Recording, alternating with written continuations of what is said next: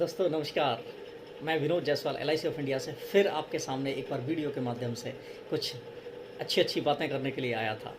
और इस वीडियो के माध्यम से आपको मैं आत्मनिर्भरता की बात करने जा रहा हूँ कि आत्मनिर्भरता क्या। जैसा कि मोदी जी ने अभी अपने भाषण में आत्मनिर्भरता की बात करी थी, तो मेरा मन हुआ कि मैं भी आपसे आत्मनिर्भरता की जो है बात करके आपके जीवन में कुछ कंट्रीब्यूट कर सकूँ। आत्मनिर्भरता क्या, एक असली आत्मनिर्भरता क्या। जैसे कि हमें देश को आत्मनिर्भर बनाना है, तो देश को आत्मनिर्भर बनाने के लिए पहले हमें छोटा स्टेप लेना पड़ेगा। हमें खुद को आत्मनिर्भर बनाना पड़ेगा। खुद को आत्मनिर्भर आप कैसे बनाएंगे? जो हमारी ज़िंदगी में श्योर इवेंट लगने वाले हैं, जिनको हम झुटला नहीं सकते, जैसे कि बच्चे की पढ़ाई, बच्चों की शादी और अपना रिटायरमेंट, ये तीनों चीज़ें श्योर हैं, निश्चित हैं, लगने ही वाली हैं।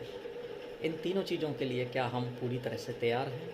क्या हमारी जो है प्लानिंग पहले से ही हमने कर रखी है इन तीनों इवेंट्स की? और अगर प्लानिंग कर रखी है तो किस वे में कर रखी है, ये चेक करना बहुत ज़रूरी है। चलिए बात करते हैं। जैसे कि आपके बच्चों की मैरिज एक श्योर इवेंट है, और ये श्योर इवेंट का जो खर्चा है दिन पे दिन बढ़ रहा है और लगने ही वाला है। आप इसको इग्नोर नहीं कर सकते। श्योर इवेंट, बच्चों की शादी का आपने प्लानिंग कर रखी है? अगर नहीं कर रखी है तो प्लान ज़रूर करें, और किस वे में कर रखी है ये भी चेक करना बहुत ज़रूरी है। कुछ लोगों का रहता है कि मैंने प्रॉपर्टी में कर रखा है, मैंने शेयर में कर रखा है। बिल्कुल सही है, नो प्रॉब्लम। लेकिन अगर उस समय प्रॉपर्टी के रेट्स डाउन हुए, क्या करेंगे आप? या एनवायरनमेंट अगेंस्ट रहा, उस समय प्रॉपर्टी सेल नहीं हो पाई, तो क्या करेंगे आप? आपको फाइनेंस लेना पड़ सकता है, आपको कर्जा लेना पड़ सकता है। अगर उस समय आपको इमरजेंसी में प्रॉपर्टी बेचनी बिक भी जाती है, तो वो प्रॉपर्टी आपकी घाटे में बिक सकती है। तो इस बात का भी ज़रूर ध्यान करें कि हमने किस वे में अपने बच्चों की मैरिज की प्लानिंग कर रखी है। दूसरा, आपके बच्चों की एजुकेशन। बच्चों की एजुकेशन का दिन पर दिन खर्चा बढ़ रहा है। आज की डेट में इंडिया की जो महंगाई की दर है वो 7 से 8% है, और इस महंगाई को देखते हुए 15 साल बाद, 20 साल बाद जो भी अमाउंट लगने वाला है, लगभग 3 या 4 गुना अमाउंट लगने वाला है। क्या आपने उतने अमाउंट की प्लानिंग कर रखी है? अगर कर रखी है तो इसमें भी अगर चेक करें आप कि किस वे में आपने प्लानिंग कर रखी है। श्योर इवेंट की प्लानिंग श्योर इन्वेस्टमेंट से होनी चाहिए, श्योर अमाउंट में होनी चाहिए। सबसे महत्वपूर्ण, आपकी रिटायरमेंट। आप अपने रिटायरमेंट में कैसा जीवन जीना चाहते हैं, आज ही आपको तय करना पड़ेगा। क्योंकि जब रिटायरमेंट में आप होते हो तो आपकी इनकम्स डिक्रीज़ होती हैं, आपके पास इनकम नहीं होती है, इनकम के सोर्स कम होते हैं।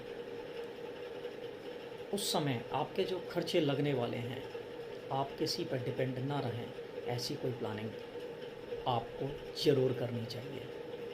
क्योंकि अगर उस समय आपको डिपेंड रहना पड़ता है तो आपको अपनी इच्छाओं को मारना पड़ता है।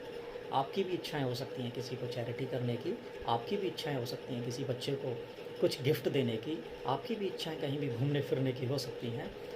तो उसके लिए भी आपको अपनी पेंशन की प्लानिंग ज़रूर करनी चाहिए। अगर उस समय आपको डिपेंड रहना पड़ जाए और आपको इच्छाएं मारनी पड़ जाए, तो हो सकता है कि आप अपने जीवन की सबसे बड़ी गलती महसूस करें। तो आप अपने रिटायरमेंट की प्लानिंग ज़रूर करें। इन तीनों इवेंट्स को आप चेक करिए कि हमने इनकी पूर्ण प्लानिंग कर रखी है कि नहीं कर रखी है। अगर आपने इस तीनों इवेंट्स की पूर्ण प्लानिंग सही वे में कर रखी है, तो आप आत्मनिर्भर कहलाने के योग्य हैं। इस तरह से हम जो है अपने आप को आत्मनिर्भर बनाएंगे, आगे हम अपने देश को भी आत्मनिर्भर बनाएंगे। इस आत्मनिर्भरता के लिए आपको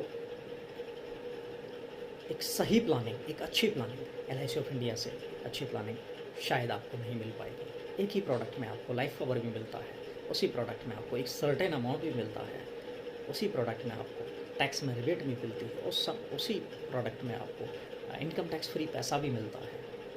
ईएमआई में पैसा जाता है, थोड़ा-थोड़ा करके हमें डिपॉज़िट करना पड़ता है, एक अच्छा अमाउंट वहाँ जाके आपको मिलता है, एक प्रोफ़ेशनल अभिकर्ता से आपको सर्विस भी मिलती है। तो इन सब चीज़ों के लिए आपको हमें कॉल करना पड़ेगा, दिए हुए नंबरों पे आप कॉल करें, जिससे कि हम आपके रिटायरमेंट की प्लानिंग एक अच्छे तरीके से, एक अच्छे अमाउंट के साथ, ईएमआई के साथ आपकी हम कर सकें। तो इसी के साथ मैं विनोद जायसवाल आपसे विदा लूँगा। Thank you so much.